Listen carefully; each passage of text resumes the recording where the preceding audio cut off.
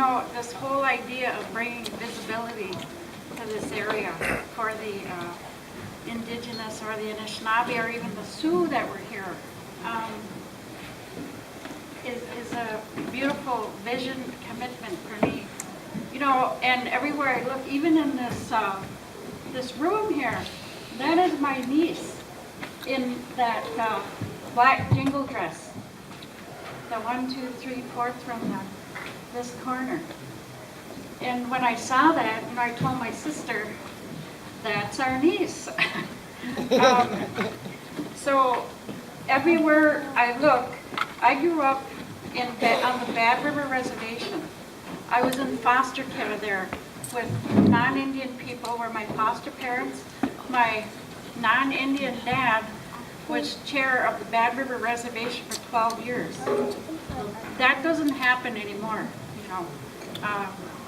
The Native people have taken control of their own lands, and this visibility thing, that's what we're about here today. Because this was once our land. When you talk about blood memory, for us, an example of that for me is I moved away from this area. When I was living in Bad River, I used to travel here at least once a month with me and my brother and my sister. We used to come to Duluth. That was a big trip for us, a fun time. And when Goldman's, when it used to be the big department store, because I remember shopping in Goldman's by the bridge. And I still see some of the buildings that I knew when I was a kid, when we'd make these monthly trips here to Duluth. And my mother, now I didn't know my mother until I was 26. And she lived in Duluth. She lived in Duluth for 30 years.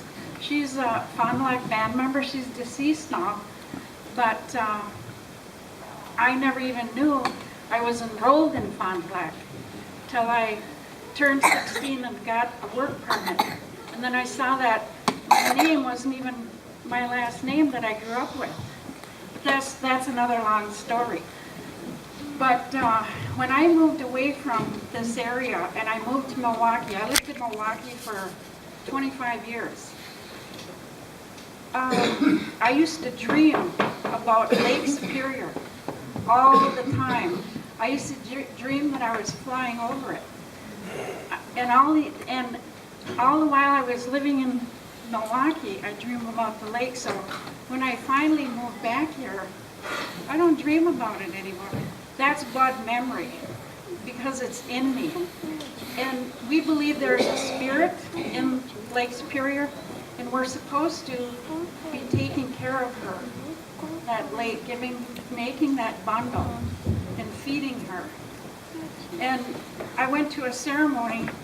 There was just 3 of us, a friend of mine and a colleague that I went to school with. He was from Canada, but he sang in the language. We went down to the lake and we did a little ceremony all of our own. He sang a song and we fed that spirit of the lake and put a clothing bundle in there for her.